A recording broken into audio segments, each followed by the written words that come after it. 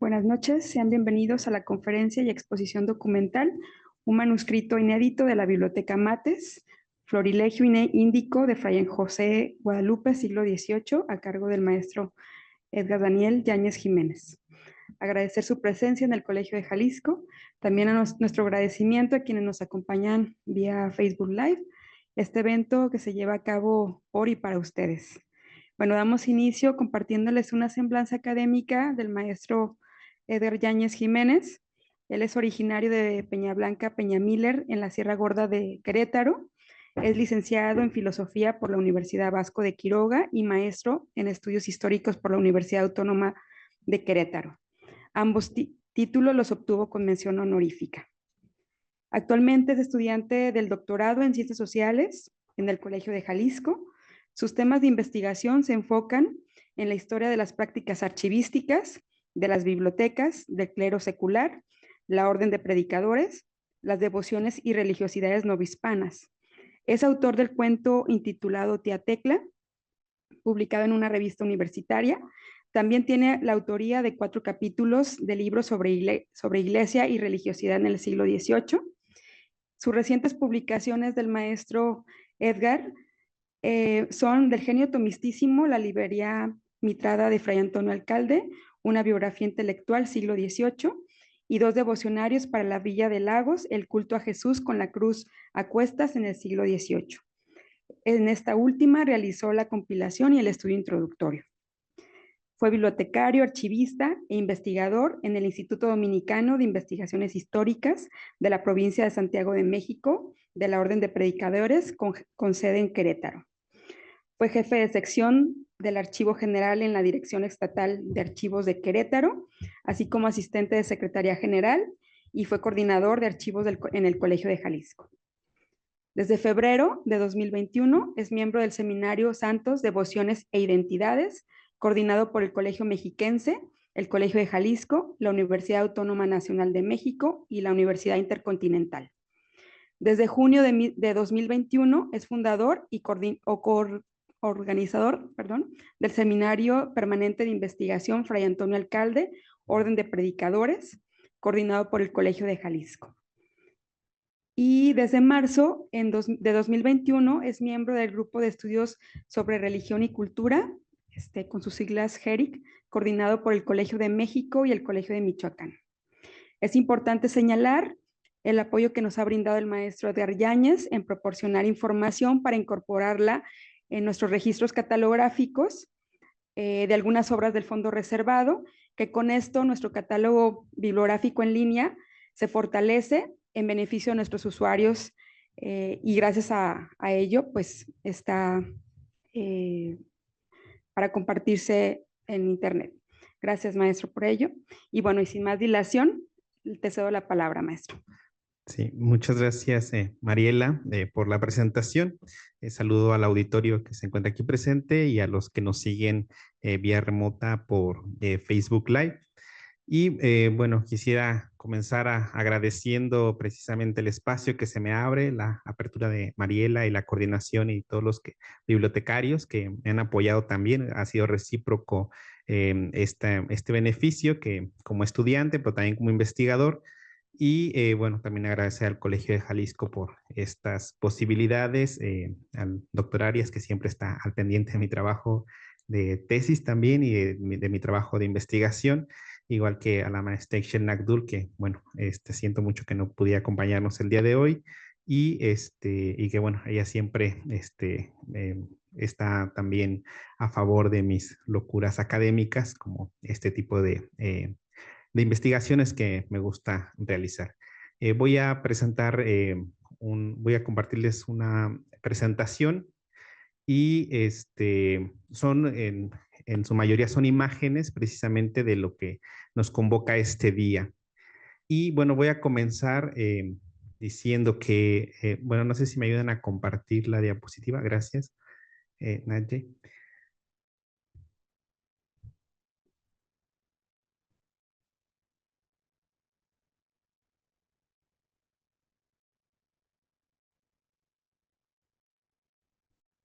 Bien, bueno, como ven, el título que propuse para tanto la ponencia o la conferencia como para la exposición es un manuscrito inédito de la Biblioteca Mates, Florilegio Índico de Fray José Guadalupe, siglo XVIII. Y bueno, vamos a profundizar en este documento, en este manuscrito.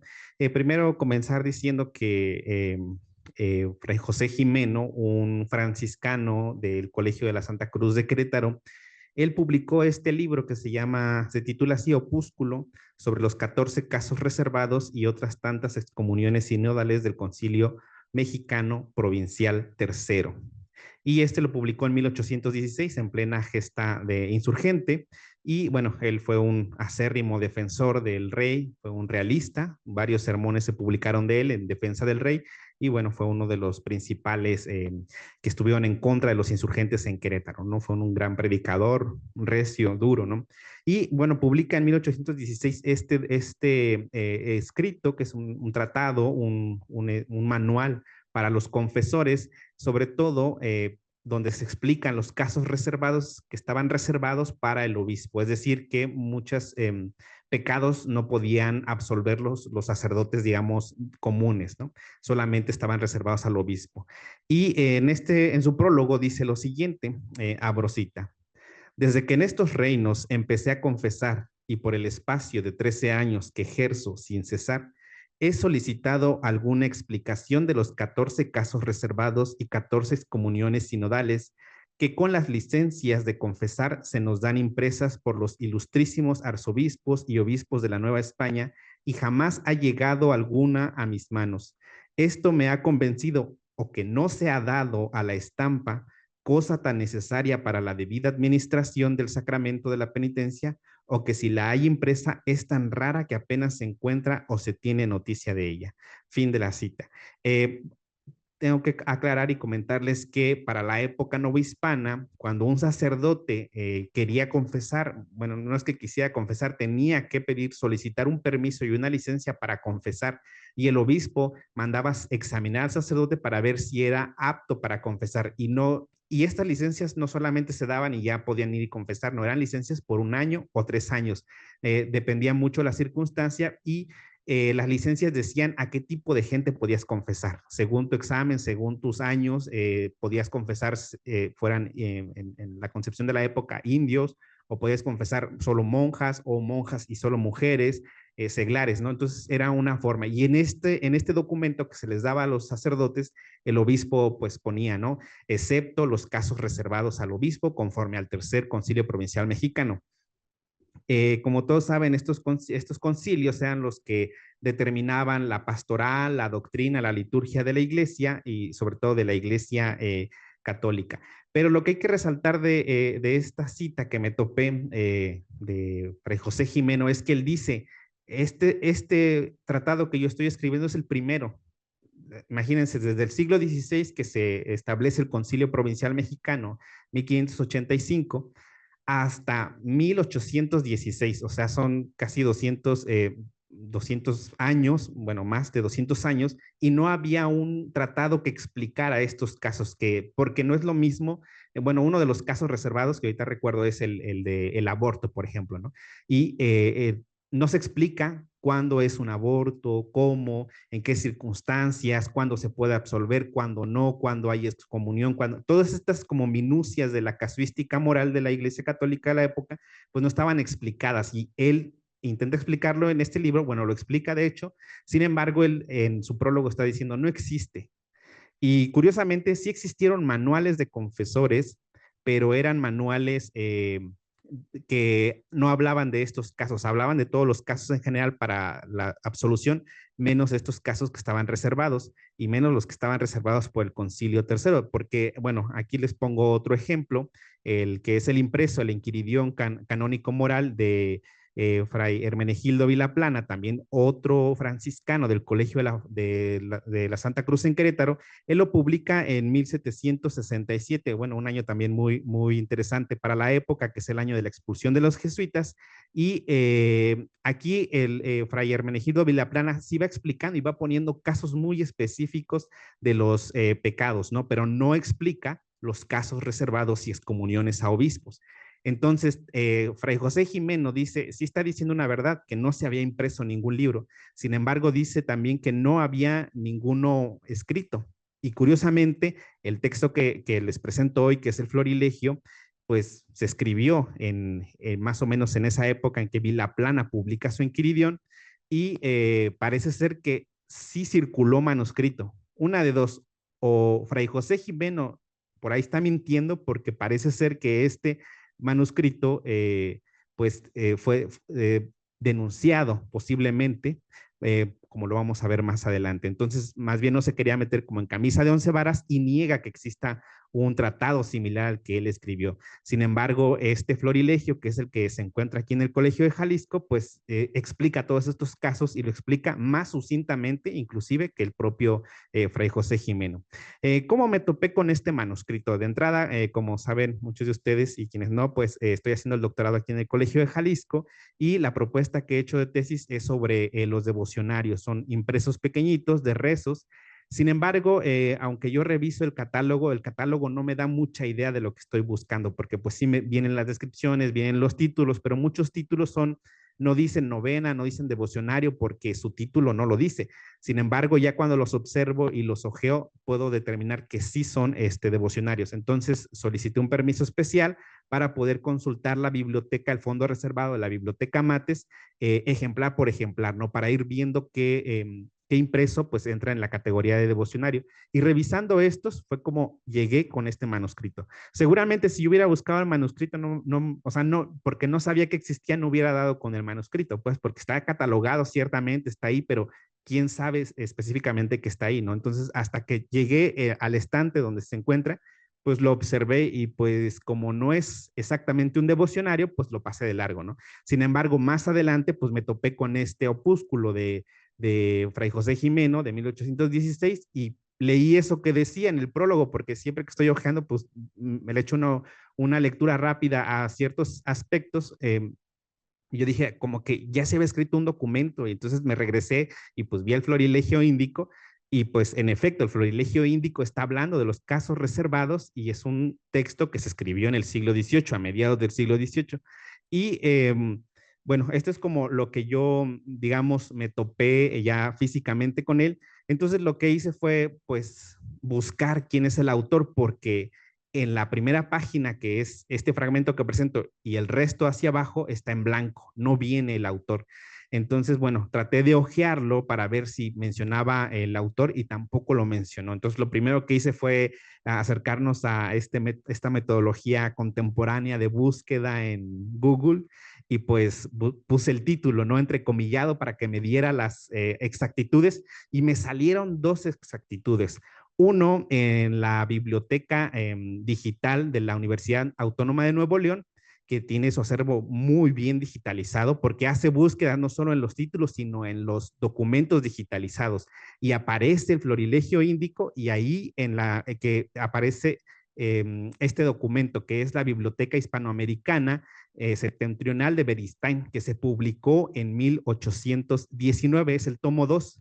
Y ahí viene esta entrada, dice lo siguiente, Guadalupe, entre paréntesis, Fray José, y luego dice natural de, 3 puntos suspensivos, religioso franciscano, misionero del Colegio de Propaganda Fide de la ciudad de Querétaro, escribió, y luego dice el título, Florilegio Índico sobre los casos y excomuniones reservadas en la diócesis de la Nueva España, con un apéndice sobre las prácticas del confesionario, y luego dice, manuscrito dispuesto para la prensa. Es decir, que Beristain consultó o tuvo noticia de este documento, pero de manera manuscrita, no impresa.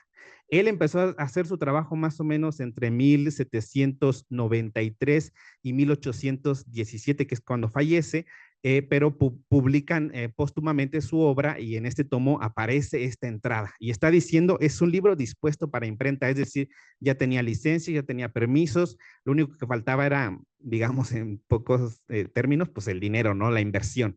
Y bueno, esta es la primera entrada que me apareció en esta búsqueda de Google, que me arrojó con Beristain.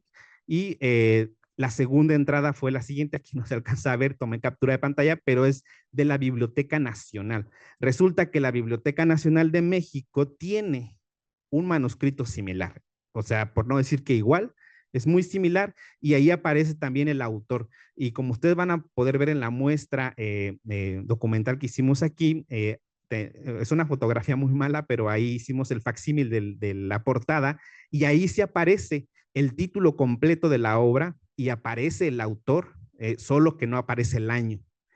Todo manuscrito, desde luego, porque no se imprimió. Y entonces ya podemos corroborar con esta información, en efecto, quién es el autor, en efecto, cuál es el título, y pues la gran interrogante queda, ¿de qué año fue publicado? ¿En qué año fue publicado? Y bueno, ahora quiero hablarles sobre la sobrevivencia de este documento, de este manuscrito. Em, a lo mejor es muy lógico, pero la pregunta es, ¿cómo llegó aquí este manuscrito, no? Y lo primero que los que conocen el Colegio de Jalisco, la historia del colegio y de la biblioteca, pues llegó con Mates, ¿no? Miguel Mates, Michael Mates, este bibliófilo que donó, vendió, porque hay que decirlo, la mitad de lo que donó, bueno, la mitad fue donada y la otra mitad vendida por circunstancias familiares, ¿no? De reclamo de herencia, etcétera. Pero lo que se repatrió, la mitad fue donada y vendida, no sabemos qué mitad, porque se valoró todo en conjunto y pues solamente la mitad se pagó, ¿no? Sabemos que con él llegó la mayor parte o la mayoría de lo que es el fondo reservado, donde se encuentran estos impresos, y la mayoría son folletería. Y digamos, este es el primer, sabemos que este manuscrito está aquí, ¿no? Que hay una copia similar en la Biblioteca Nacional, y la pregunta es, ¿de dónde salieron? ¿De dónde vienen? Sabemos que su autor lo escribió en el Colegio de Propaganda FIDE, porque él mismo, bueno, en la portada del manuscrito, ahí está muy adelante, bueno, ahorita lo vemos. En la portada del manuscrito de la Biblioteca Nacional dice que fue, ahí dice que fue escrito en el Colegio de Propaganda FIDE, ¿no? Bueno, ahí dice el Colegio de Propaganda FIDE de Querétaro. No dice que fue escrito, solo dice que el fraile ahí estaba, ¿no? En cambio, más adelante vamos a ver, él mismo refiere ya en el texto dentro del libro mismo, que él consultó el archivo y la biblioteca de este convento. Entonces podemos ya decir que en efecto este manuscrito se escribió ahí en el convento de la Santa Cruz en Querétaro. Bien, con esto de las sobrevivencias, ver cómo ha sobrevivido, qué indicios nos dicen el mismo material o la historicidad o el contexto de dónde procede, ¿no? Y bueno, si hacemos la búsqueda ya en el catálogo de la biblioteca, pues ya aparece, digo, aquí la imagen también está muy pequeñita, pero ya van a encontrar que ya aparece el nombre del autor, porque con estas pesquisas que hice, pues ya se pudo corregir esta parte de lo que faltaba, ¿no? En el catálogo, e inclusive, aunque los bibliotecarios de los 90, que es cuando se catalogó, déjenme ver, por aquí tengo el dato, el 16 de agosto de 1998, porque llegó en el 95 con la repatriación y en el 98 se catalogó específicamente. ¿Cómo lo sabemos? Los bibliotecarios ya saben cómo lo sabemos, porque atrás viene el número de adquisición y ahí viene la fecha y hasta creo que el nombre a veces de quién cataloga, ¿no? Entonces sabemos ese dato ya, quién lo catalogó, sabemos que en el 98 estaba aquí, eso ya es seguro que vino con Mates, ¿no? Ya aseguramos casi 100% que vino con Mates, y también, bueno, ahorita vamos a ver porque también aparece su sello de él, ¿no? Y esto, bueno, sabemos que en el 98 se cataloga y podemos ver que le dan una clasificación. La clasificación es FR, que es fondo reservado, 262.5.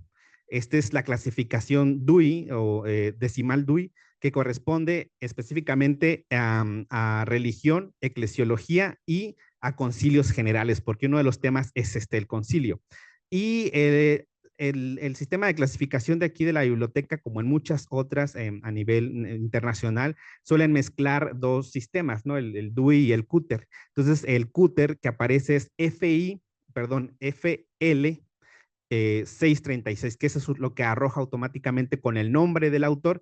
Sin embargo, como cuando lo catalogan, es anónimo, le ponen como el del autor la primera entrada del título, ¿no? Florilegio, por eso es FL 636. Digo, si hoy hiciéramos, porque hice el ejercicio, pues arroja el que arroja es J83, ¿no? Ese sería lo que... Ahora la pregunta es, ¿eso se puede corregir? Creo que eso causaría un problema en el catálogo, ¿no? Y curiosamente que eso quede, que esa clasificación quede, ya está dando un indicio de su propia historicidad del manuscrito, ¿no? De que pues en su momento se catalogó así. ¿Por qué? Porque se desconocía el autor, al menos el manuscrito que se tenía aquí en la biblioteca. Y eso es algo muy bonito porque ahí queda todavía un indicio de esa práctica por desconocimiento, desde luego, no por ignorancia, sino porque pues no había quien hiciera este trabajo. Imagínense estudiar cada ejemplar, pues digo, no da la vida, si no ha dado la vida para catalogar el fondo reservado, entonces digo, se trata de ir sumando, ¿no? Esfuerzos. Lo que después pude cotejar fue que en el 95, cuando llega el material de Mates entre su biblioteca moderna, su archivo y bueno, todo lo que llegó, se inventarían. Muchos de los ejemplares que se inventarían no están demasiadamente descritos. Por ejemplo, los devocionarios dice 120 novenas y pues 120 novenas en algún lugar. En otro lugar dice 50 devocionarios y pues sabrá Dios qué devocionarios exactamente. Sin embargo, ya con los libros más grandes, sí ponen al autor y a veces una inicio de la partida del título, ¿no? Y podemos ver que en la caja, porque también no estaban bien descritas las cajas, dice en la caja 133 a 137 vienen y enlistan, ¿no? Entonces, en estas cajas viene este listado y podemos ver que en el número 181 aparece sin autor y luego dice Florilegio Índico, manuscrito siglo XVII. Mates, cuando lo inventaría así como un manuscrito del siglo XVII. Ya sabemos, los catalogadores del 98 se dieron cuenta que no era del 17, porque a la mitad de la obra aparece transcrito un impreso de 1763 sobre los arzobispos bueno, de la Nueva España, ¿no? Entonces, los catalogadores con ese indicio ponen esa fecha de 1763, 1764, y como ahorita voy a explicar, vamos a extender un poco más su periodicidad, ¿no? Por otros indicios.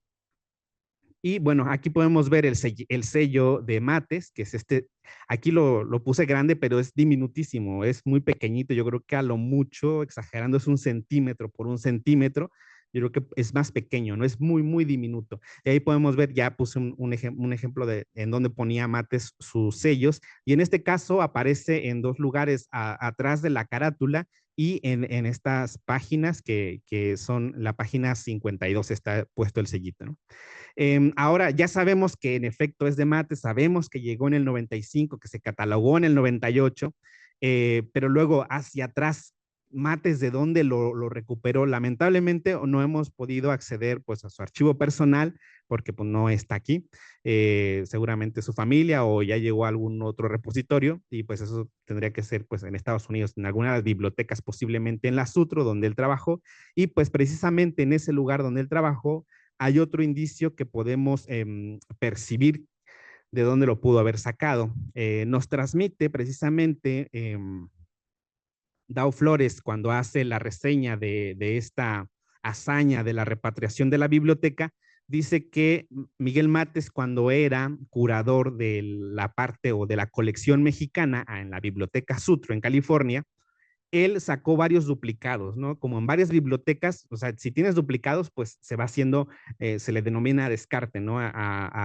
Ya, digamos, por decirlo, desechar estos duplicados, ¿no? Entonces, él saca varios duplicados de folleterías y libros y dice Dao Flores que los puso a la venta. Sin embargo, al parecer no hizo difusión de ¿cómo decirlo? Este lote de duplicados y el único que apostó por ese duplicado fue él mismo, ¿no? O sea, él mismo lo saca los duplicados, él mismo lo pone a subasta, pero no se lo hace notar a nadie y él mismo lo compra, ¿no? Entonces adquirió mucho material, casi la mayor parte. ¿Y por qué sabemos que hasta cierto punto esto que nos transmite Dao Flores es cierto? Es porque en varios impresos de la Biblioteca Mates aparecen estos exlibris. Los dos exlibris de arriba son los grandes, que son del siglo XIX, al menos el de más hasta arriba sí es del siglo XIX, el otro no lo he podido analizar todavía, pero estoy seguro que es del siglo XIX o de principios del XX, y aparecen otros sellos, sellos de la biblioteca, uno de también diminuto, casi de 1 centímetro por medio centímetro, que dice Sutro, y uno más grande, ¿no? Y eso lo podemos ver porque también lo van poniendo entre las páginas. Entonces sabemos que muchos de los materiales de Mates, además de lo que nos transmite Dao Flores, por estos indicios sabemos que proceden de la Sutro, ¿no? Si lo sacó de una manera legal o no, eso ya pues tendríamos que corroborar con la propia biblioteca Sutro, ¿no?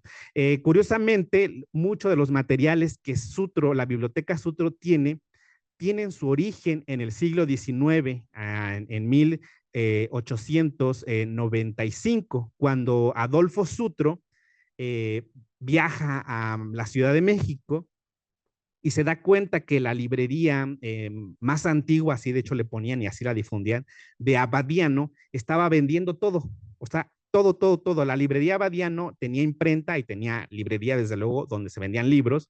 Y también ellos recogían muchos libros que ya eran de algún modo, digamos, hoy de viejo y se revendían. Ellos lo revendían, ¿no?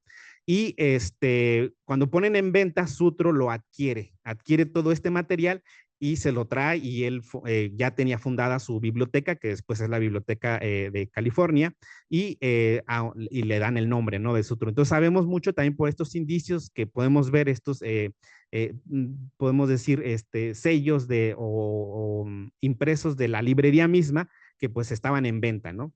El asunto es que el florilegio, el manuscrito que tenemos aquí digo tenemos, también me incluyo, aquí en la Biblioteca Mates, no tiene sellos de Sutro, no tiene estos exlibris de Sutro, ni los exlibris de Abadiano.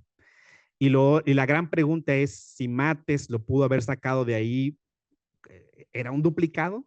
O sea, si salió de la Sutro, ¿era un duplicado? O sea, o si era un duplicado, seguramente hay otro manuscrito allá, ¿no? En la Sutro. Entonces dijo, este está duplicado, y pues va en el lote de duplicado. El asunto que ese específicamente no tiene los sellos de la Sutro, no tiene estos indicios. Pero también lo que me he dado cuenta, que mucho de lo que sacó de Sutro no traen sellos, porque eran ya duplicados varios, ¿no? O sea, de una novena, por decir, ¿no? De Santa Efigenia, 60 novenas. Pues nada más le pusieron sellos a 3 y todas las demás las dejaron en... Eso es como que yo estoy hipotetizando, ¿no? Y mucho de eso no traen estos sellos, no traen estos indicios. Es una posibilidad. Sin embargo, pues no necesariamente pudo haberlo adquirido de ahí, porque sabemos que Mates también era un bibliófilo, coleccionista, entonces seguramente llegó a través de otro medio, ¿no? Que alguien lo adquirió. ¿Y cuál podría ser este otro medio? Lo que sí podemos saber es que el manuscrito se escribió en el Colegio de la Santa Cruz en Querétaro, ¿no? De entrada, se escribió ahí, y seguramente ahí permaneció una copia. Seguramente ahí permaneció una copia. Cuando no se publica, mucho de estos manuscritos que no llegan a la imprenta circulan de manera manuscrita a través de copias. Y yo el ejemplo que les puedo poner aquí son los diarios del Cuarto Concilio Provincial Mexicano. Se publicó uno que se encuentra en la biblioteca se me fue el nombre ahorita, de la biblioteca Berra, y ese está publicado. Sin embargo, hay un manuscrito en la biblioteca de Juan José Arriola que yo ya pude consultar, que es el que está más clarito, más blanco, y recientemente en el archivo privado de la familia San Román encontré otro manuscrito. Y si se fijan, casi está, hasta las letras parece que quisieron copiarlas de algún modo. Está más mal hecho el de Lagos de Moreno, pero está completo. O sea, circulaban de manera manuscrita muchos de estos textos que no tenían permisos para ser impresos. Entonces, posiblemente el manuscrito del Florilegio también sobrevive de esta manera, ¿no? A través de las copias, y es como pudo haber circulado. ¿A quién le pudo haber interesado? Pues a un sacerdote, desde luego, ¿no? Si no fue impreso, pues tenía alguien interés. Entonces sí había un conocimiento y hubo una circularidad de este manuscrito del Florilegio, porque bueno, el otro ejemplo es el que está en la Biblioteca Nacional. Y bueno, aquí les presento ya la carátula del manuscrito de la Biblioteca Nacional, que como pueden ver está más completo, o sea, tiene el título completo, viene quién lo compuso, viene el autor, viene ahí algo más agregado, pero se pueden ver que el del manuscrito del Colegio de Jalisco dejaron toda la parte en blanco. O sea, no podemos decir como que se les olvidó, era la primera página. aquí parece ser muy intencional. Y ahorita voy a lanzar una hipótesis de por qué. De entrada, cuando yo vi el manuscrito del colegio, yo dije, parece que sí es un preparado de imprenta porque está mejor hecho, está con una letra mejor. Y comparando ya los dos manuscritos de algunas páginas, el de la Biblioteca Nacional tiene tachones, tiene borrones, tiene anotaciones, dice esto, divídase en otro renglón porque es un verso, ¿no? O tiene agregados y así. Si ya vemos el caso del Colegio de Jalisco, el manuscrito del colegio, esas correcciones ya están tomadas en cuenta y no hay tachones, no hay borrones, y si los hay son mínimos, ¿no? Son muy, muy mínimos. En cambio acá en el de la Biblioteca Nacional sí tiene elementos, ¿no? E inclusive el del Colegio de Jalisco tiene al menos páginas adicionales que el mismo de la Biblioteca Nacional no tiene, ¿no? Como el inicio de la primera parte y bueno, podemos ir haciendo este cotejo que bueno, no lo he hecho completo porque es todo un trabajal y no he accedido al manuscrito de la Biblioteca Nacional de manera completa. Sin embargo, lo que estoy proponiendo, ¿por qué no completaron el título de la portada? Parece ser que en el de la Biblioteca Nacional anuncia otros dos apartados, ¿no? Bueno, ahorita llego a esa parte de los apartados, lo que quiero llegar es a la fechación. En uno de los fragmentos, la peculiaridad de este manuscrito es que está dividido en dos partes, ¿no? Una primera parte es todo un tratado muy moralista, moral, de teología moral, sobre cuáles son las, digamos, derechos, obligaciones de los confesores. Y la segunda parte ya es donde explica los casos reservados y las excomuniones. Y a la mitad de la obra introdujo unos textos que más adelante les voy a mencionar cuáles son, y en esos textos va dando noticia del mismo manuscrito, qué fue lo que le pasó al manuscrito, ¿no? Además de que en estas noticias va diciendo como ciertos indicios de fechas para poder datarlo, también en el primer tratado dice esto, que se le hace imposible que después de 181 años no se haya escrito una obra que explicara los casos reservados del concilio. La gran pregunta es, ¿desde dónde está contabilizando él estos 181? Si cuando se celebró el concilio, si cuando fue aprobado por el Papa o si cuando fue aprobado por el rey, porque esas fueron fechas distintas. En 1585 se hace el concilio provincial tercero, en 1589 lo aprueba el Papa y en 1621 lo aprueba el Rey. O sea, ya mucho tiempo después. Si contabilizamos los años, el primero de cuando se hace el concilio son más o menos a 1764 llegaría, ¿no? Hasta esa fecha.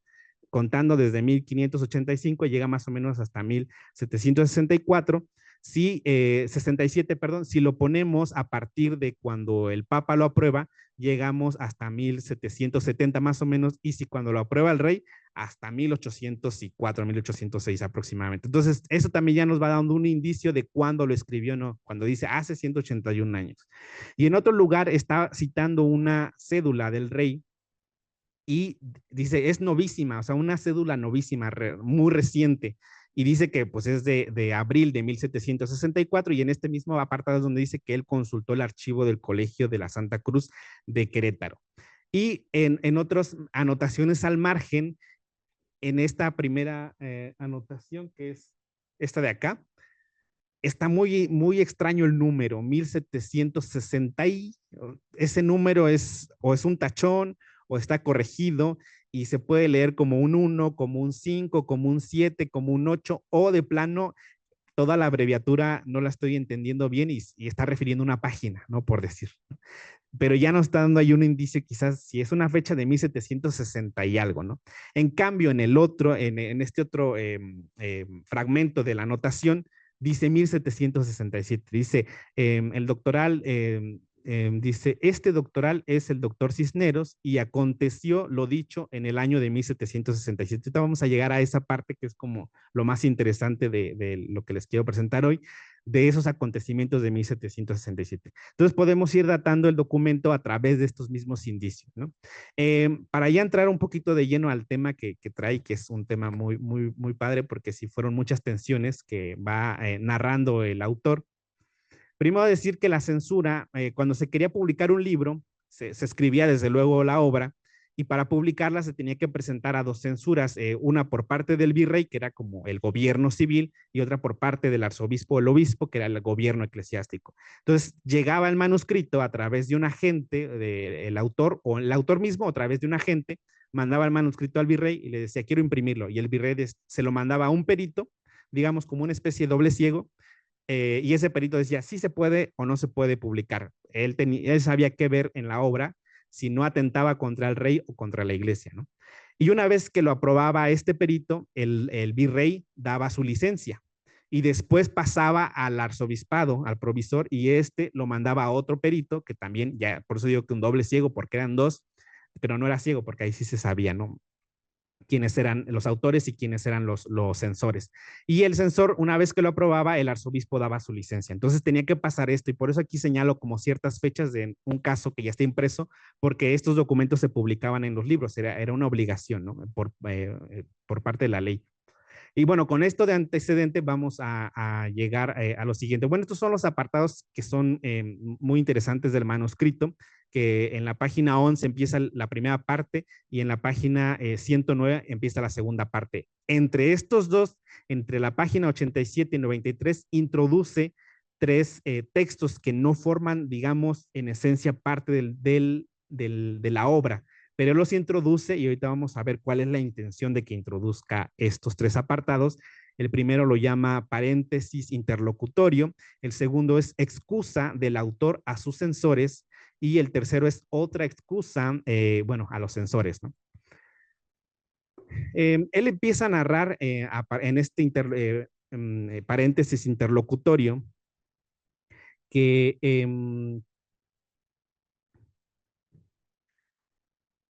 ¿qué fue lo que le pasó a su manuscrito? Él lo terminó de escribir, ¿no? Hay una primera versión de su manuscrito y él lo pasa al censor del virrey, ¿no? Y el virrey lo manda a un censor y él dice en este fragmento que pongo aquí, y abro cita, dice, habiéndose presentado este florilegio para imprimirlo, el censor señalado por parte de su excelencia hizo algunos prudentes reparos en confuso sobre la disputa proemial. La disputa proemial es la primera parte de la obra, que ha sido el coco, ¿no? Lo que plenamente satisfice con la primera excusa, que es lo que también ya les pone acá, es la primera excusa de la página 87, ¿no? No obstante, por no exponerse, está hablando del censor, a descontentar a una u otra parte, es decir, al autor, él, y a otra parte, pues al virrey, ¿no? Se hizo afuera con discreción, o sea, se orilló, ¿no? Y sustituyó en su lugar el doctoral de Nuestra Señora de Guadalupe, que dio su aprobación honoríficamente, ¿no? Este primer censor es cuando pone esta anotación de este lado, la primera anotación, y ahí fue el doctoral Antonio de los Ríos. Por el nombre y por las fechas puede ser un doctoral de la Catedral de Valladolid, que participó en el Cuarto Concilio Provincial Mexicano y que había sido censor y también de varias obras en esa época. Entonces, probablemente y casi certeramente está hablando de él, pero tiene digamos, la necesidad de anotar el nombre, porque en el cuerpo del texto no dice el nombre, bien lo pudo haber agregado, pero lo agregó en una nota. Y curiosamente, esta misma página, en el del manuscrito de la Biblioteca Nacional, no aparece el nombre, ¿no? No aparece el nombre de este primer censor. Del segundo censor sí aparece. Esteban Antonio de los Ríos no estuvo de acuerdo con la primera parte de la obra. Y Antonio de los Ríos le dice, si quitas esa primera parte, yo te doy la censura a favor, ¿no? Y se publica tu obra. Y Fray José de Guadalupe dice, pues yo prefiero que mi libro no salga impreso, si va a salir mutilado. Entonces prefiero que corra manuscrito, pero entero, que corra completo, ¿no? Y por eso el doctoral dice que se orilló, o sea, se puso al lado para que pusieran a otro censor. Y dice que pusieron a que pertenecía a la Colegiata de Guadalupe, y no dice el nombre completo, solo dice el doctor Cisneros, y pues el apellido nos dice muy poco, ¿no? Realmente habría que hacer una investigación más sesuda para saber quién era este. Entonces, digamos, le dan la aprobación por parte del virrey, este censor primero se lo aprueba, entonces pareciera ser que ahí hubo un tema de que a modo, por decirlo, ¿no? Hoy diríamos, ¿no? Muy a modo, ¿no? Porque el primer censor le dijo, si no le quitas esta parte, es como cuando se manda a un doble ciego y dicen, bueno, hay que corregir esto y si se corrige esto, pues se publica y si no, pues se supone que no, ¿no? Entonces parece ser que buscaron otro censor que pues, sí estuviera a modo, que dijera que sí y pues sí. Porque también cuando él manda su manuscrito al primer censor, lo manda de manera anónima. Y entre los comentarios que le hace este doctor, le dice, ¿y por qué lo presentas anónimo? ¿Por qué? ¿A qué le tienes miedo, no? Y él mismo responde, no, no es miedo, es humildad, ¿no? Se está defendiendo también en su primera excusa, él está diciendo eso, no es miedo, es humildad. Y bueno, ya cuando llega a manos del otro sensor, que el primero se hace a un lado para no hacer como ruido, y el segundo sensor, yo creo que sin leerlo casi le dio la aprobación, ¿no? Dice, y con todo, pues le dio la aprobación sin más, ¿no? Dice él mismo, la aprobación honoríficamente, ¿no? O sea, que a la imprenta, ¿no? Directamente. ¿Qué pasó ya una vez que le dieron esta primera aprobación? Pasa ahora al arzobispado y el arzobispado busca a su censor y busca a un dominico. Solamente se menciona lo que está subrayado en rojo, que fue el prior del convento de Santo Domingo de México. Estamos en 1767, ¿no? Porque dice esto sucedió en 1767. Y bueno, curiosamente yo conozco las actas capitulares de los dominicos y se publicaban cada 4 años. Esta es de 1765 y en la parte de abajo está subrayado el nombre de este prior, ¿no? Y por eso ya podemos saber hoy en día quién es a quién se está refiriendo con este segundo censor. Este segundo censor le va a hacer una grosería, por así decirlo, ¿no? El, pues nunca le dice nada al autor. Nunca le dice estás mal aquí o aquello, el otro, no. Y el mismo autor, cuando le envía el manuscrito a este censor, ya le pone su nombre para que no vaya anónimo, le agrega la primera excusa que le había puesto al primer censor que no lo había aprobado y escribe una segunda excusa pensando ya él que le iban a decir algo, ¿no? Y él se va adelantando a las cosas que le iban a decir, porque de algún modo también pues los dominicos tienen su forma de pensar, tienen su forma de abordar los temas y lo que más lamenta, y él mismo lo dice en esta excusa, 1767, dice, todo esto sucedió en 1767. Al inicio yo mencioné algo. ¿Qué pasó en 1767? La expulsión de los jesuitas, ¿no? La expulsión de la orden de la Sociedad de Jesús. ¿Y qué pasó? Todo lo que tuviera que ver con jesuitas era como el demonio mismo, ¿no? El mismo diario de los diarios conciliares del Cuarto Concilio Provincial, a los jesuitas los tachan así de lo peor, ¿no? Hasta los quieren degradar y es una de las propuestas que hacen el mismo concilio. Y pues resulta que la teología que él maneja en este libro y sobre todo en la primera parte es el probabilismo. Y para esa época el probabilismo es una doctrina moral del siglo XVII que se maneja entre los teólogos, pero para el siglo XVIII los jesuitas son los que más la manejan, los que más la trabajan. Entonces decir probabilismo era como decir jesuitas, y decir jesuitas era impensable tanto para la iglesia y con más para el rey, porque quien promueve todo esto es quien expulsa de sus territorios es el rey a los jesuitas, porque los jesuitas llegan a otros reinos y siguen allá sin problema y pues resulta que empiezan a relacionar su obra con los jesuitas. Entonces, él mismo empieza a darse por vencido de algún modo, porque si este texto que tenemos en el Colegio de Jalisco aparece en estos tres agregados, donde él excusa y habla y hasta pone nombres, casi con apellido, eh, como dices, eso no se va a publicar, eso no va a salir impreso, ¿no? El asunto es que él ya sabía que no iba a ser impreso su obra y que iba a circular de manera manuscrita. Entonces, lo que estoy proponiendo es que el manuscrito que tienen en la Biblioteca Nacional fue este primer borrador que se presentó ante los censores y que él mismo fue añadiendo, fue complementando, y el que tenemos en el Colegio de Jalisco, si no es directamente la copia, digamos, pasado en limpio, para que ya empezara a circular de manera manuscrita, es una de esas copias, ¿no? De esas otras copias. Y yo digo que en el que está aquí en el Colegio de Jalisco sí metió mano Fray José Guadalupe. No sabemos cómo escribía él, no sabemos su grafía, pero esta grafía, esta letra, es muy constante, no hay cansancio, no se nota cansancio, no se nota errores mayores. Entonces, esto lo hizo un profesional para la época virreinal, existían profesionales que transcribían, ¿no? Profesionales que escribían. Por eso cuando consultamos archivos como de cofradías, a veces están muy, muy bonitas, pero es porque le pagaron a alguien que transcribiera un libro que seguramente estaba hecho pelota, ¿no? Hay otros que sí los vemos bien mal hechos, ¿no? Pero es porque pues, no le pagaron a alguien que lo transcribiera, ¿no? Y en este caso, al parecer, alguien pagó para que transcribieran porque los renglones, si los contamos, son 22 renglones en cada página. Y al final hay un llamado que es muy típico de las impresiones de la época, que es decir, cuando termina el renglón y va a pasar a la siguiente página, se ponen abajo de ese último renglón un fragmento del primer renglón, ¿no? Estas llamadas que se llaman. Entonces, por eso yo cuando lo vi dije, este sí es un preparado para imprenta, pero ya vimos que no, que más bien están emulando una impresión para que pueda circular. Como lo vimos con los diarios, también emulan pues letras muy bonitas y el otro lo copia, pero no le queda igual, queda más feito. Ese otro amanuense no era tan bueno. Y en este caso, este amanuense sí, esta misma letra que vemos en la carátula que vemos a la mitad, lo vemos al final, ¿no? Y lo que anuncia el manuscrito de la Biblioteca Nacional, en este manuscrito de aquí no aparece. Al parecer, el mismo autor decidió que no aparecieran estos otros agregados que eran más bien apéndices, porque pues no le aportaban mucho, ¿no? Podían no estar. Y pues sí, podemos ver que es algo distinto los manuscritos, el de la Biblioteca Nacional y el de aquí. Bueno, y aquí voy poniendo los fragmentos de esta discusión que va teniendo con los censores y lo que él les va respondiendo porque se adelanta a un censor. Y bueno, ya nada más para ir concluyendo, esta es la primera imagen es, digamos, es la guarda, ¿no? La portada del libro es el empastado, ¿no? El frontal.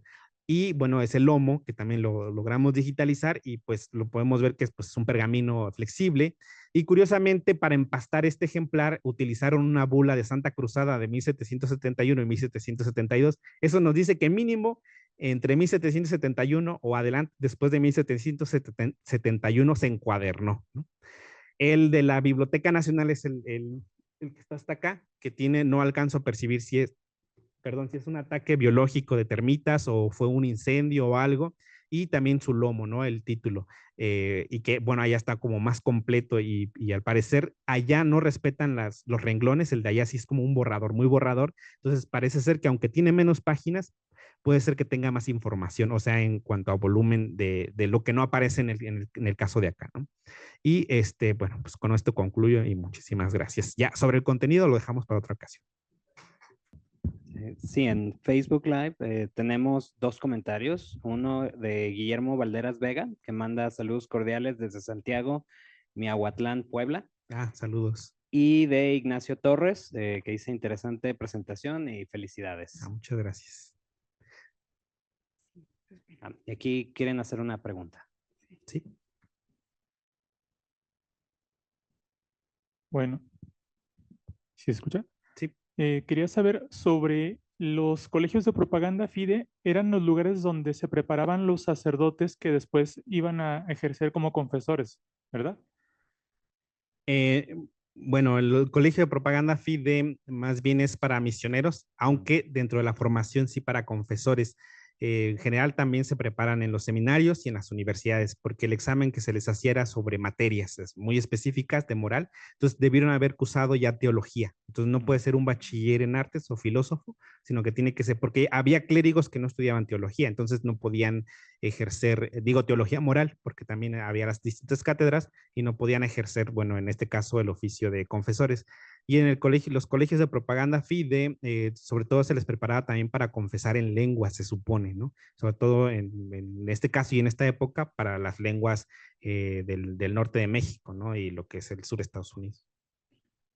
Y en este caso, entonces, el fraile que se fuera a preparar para ser confesor en esos colegios de propaganda, tenía acceso a la biblioteca de ese colegio, ¿verdad? Y en ese caso, ¿se podía él informar acerca de los casos que estaban reservados al obispo? ¿O se requería algún otro documento como este que nos estás mostrando, y que tuviera la especificación de qué consistían cada uno de esos 14 casos que mencionas? Sí, aquí solo puedo especular, porque como no existieron publicados, digamos, no pudo haber sido difundido en todos los institutos educativos de formación de sacerdotes, seminarios, colegios, conventos. Lo que sí podemos decir es que al menos los colegiales del convento de Santa Cruz pudieron haber tenido a su disposición una copia del manuscrito para poder estudiarlo, leerlo de manera particular, porque al parecer el mismo Fray José Jimeno dice, pues ya llevo aquí tantos años, yo he pedido quién y nadie me sabe decir razón. Fray José Jimeno era hispano, venía de la península, entonces llega acá y pues acá pues sí se rige con su propio concilio, entonces dice, bueno, ¿cuáles son los casos? Pero ¿quién nos ha explicado? Pues nadie, ¿no? Entonces él hace su tratado y entonces de algún modo, si se llegaba a explicar en el aula, era por iniciativa del profesor, pero sabemos que al menos hasta la mitad del siglo XVIII los profesores no podían tener iniciativa. La novedad no solo era un pecado, sino era un delito inclusive, entonces no podías traer novedades, ¿no? Entonces, en torno a ese tema también se discutió bastante, ¿no? Las novedades. ¿Qué novedades traes? No, pues si no está dicho, no lo digas tú. Si ya está dicho y lo dijo un santo, pues sí, pero si no está dicho, no. Entonces, como acá también no es como que tengamos muchos santos y mucho menos santos escritores, y bueno, aunque se intentó que Palafox fuera santo, pues no se logró, ¿no? Y bueno, ya después todavía sigue como beato, creo. Muchas gracias. Gracias a ti. ¿Alguna pregunta más? Tenemos algunos otros comentarios vía Facebook Live. ¿Me apoyas, Benjamín? Sí, también de Gus OC, dice saludos desde Querétaro para el maestro, muy interesante y valioso todo el estudio. Y de Héctor Valencia Bautista, otro comentario que es saludos maestro, lo esperamos pronto acá en Querétaro. Muchas gracias, sí. Ya están haciendo comerciales porque la próxima semana voy a dar una conferencia sobre brujas endemoniadas y místicas en Querétaro. La presencia del diablo allá en Querétaro a finales del 17. Ahí por si tienen la oportunidad de verlo en Facebook, también lo pueden ver. Así lo haremos. Sí. Pues más bien es curiosidad. Aquí el doctor Arias y yo tenemos, adelántanos un poquito qué es lo que trata. Ok. Pues nos dejaste picados. Sí, sí, esperando. es muy extenso el texto y Ajá, sí, lo que quiero decir es que también es muy complicado entenderlo, sobre todo en la primera parte, porque sí es un tratado, dice que es teológico moral, pero es muy filosófico, o sea, utiliza muchos latinismos, muchos fragmentos, ¿no? Esa primera parte lo que discute es decir si los religiosos, no el clero secular, sino el clero regular, tienen facultades para confesar y más retirados de un obispado, si pueden tener estas facultades de absolver pecados que no les corresponden a ellos, pero por las distancias pueden hacerlo, ¿no? ¿Y cuándo? Y eso fue lo que le caló sobre todo al dominico, curiosamente, y al doctoral también, porque fue el que le dijo, quita todo esto, y porque también es muy probabilístico. Dice, ¿qué es más probable, esto o lo otro? Y este concepto de probabilidad que utiliza él es muy extraño, habría que acercarse más. Yo la verdad desconozco mucho. Y la segunda parte ya va enunciando los casos, ¿no? Empieza hablando de los casos, primero es el de el aborto no es suicidio, ¿cómo se dice? El asesinato, ¿no? En qué casos y en qué circunstancias es solo reservado para el obispo y su excomunión también reservada al obispo. Luego vienen otros, ¿no? Ahorita recuerdo uno porque iba a presentar una ponencia sobre eso, pero ya no pude. Sobre la sodomía, la bestialidad, ¿no? Dice, por ejemplo, ahí, ¿cuándo es sodomía primero? ¿Quién comete sodomía? Cuando un hombre con un hombre, pero cuando es mujer con mujer, dice, cuando es mujer con mujer no es sodomía. Y explica por qué no lo es, ¿no? Y en el caso de hombre con hombre, ¿cuándo lo es y cuándo no? Dice, el agente activo o el agente pasivo, ¿quién de los dos es el sodomita? Y dice, el agente pasivo no es sodomita, el agente activo es el sodomita. Entonces va explicando toda esta cuestión muy casuística también y va poniendo ejemplos, ¿no? Y en qué casos el confesor puede, y en algunos casos pone ejemplos no reales. Por eso también esta parte es muy rica sobre la sociedad y cultura de la época, porque pone ejemplos muy, muy reales. De repente dice, en tal lugar hubo este caso, ¿no? Sí, y más o menos de eso trata. Uno de ellos era esto del aborto el asesinato, lo que tiene que ver con la sodomía y la bestialidad. El otro son los incendiarios, ¿no? Los otros son las herejías.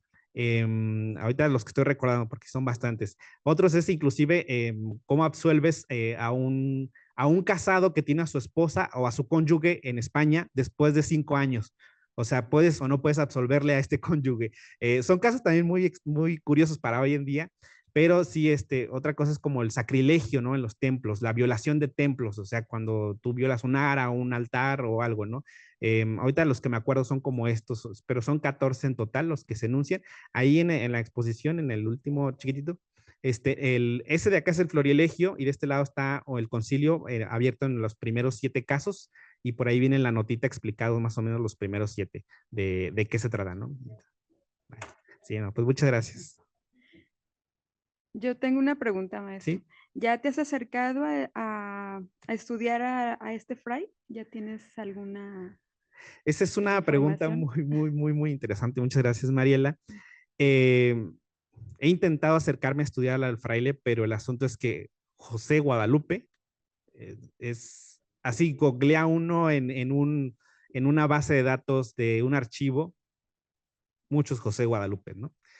Y yo dije, Guadalupe Soriano, un fraile misionero franciscano famosísimo en Querétaro, pero no se llama Guadalupe, es digo, no se llama José, se llama Juan, dije yo, no, no es. Entonces, es muy complicado ahorita acercarnos al autor porque por más que busqué también dije, si es un fraile que escribe, también seguramente él fue censor y al menos yo ahorita no me he topado con uno con ese nombre, ¿no?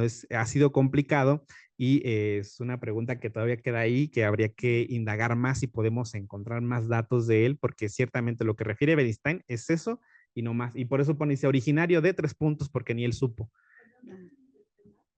Lo de Beristain.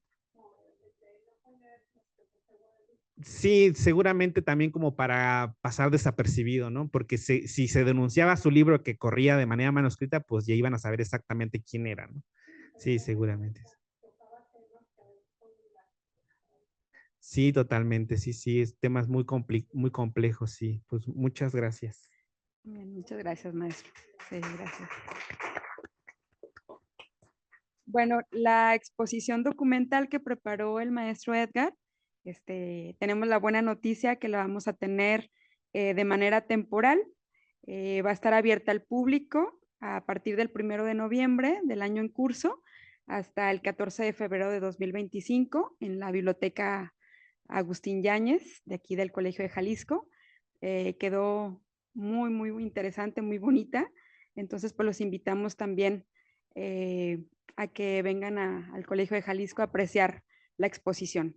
Y bueno, pues Sí, sí, sí, nada más quiero hacer una anotación que se me sí. olvidó, dar 2 agradecimientos específicos, bueno, todos los bibliotecarios que me apoyaron y me han apoyado, a Mariela, pero también agradecerle al maestro Guillermo Ortega, que el archivo histórico de la UDG, porque él me facilitó un escáner para poder digitalizarlo con su personal. Entonces le doy las gracias y también a la doctora Olivia Moreno Gamboa, que es mi directora de tesis. Ella me logró localizar el manuscrito en la Biblioteca Nacional porque no está digitalizado y una de sus ayudantes también me ayudó a fotografiarlo y bueno, les agradezco a ellas también por ello, si no hubiera sido posible esta charla del día de hoy. Bueno, pues muchas gracias. Muchas gracias. Sí, bueno, pues los invitamos a apreciar la exposición y bueno, también a que degusten el brindis que tenemos para ustedes. Muchas gracias. Vale, muchas gracias. Un aplauso, por favor.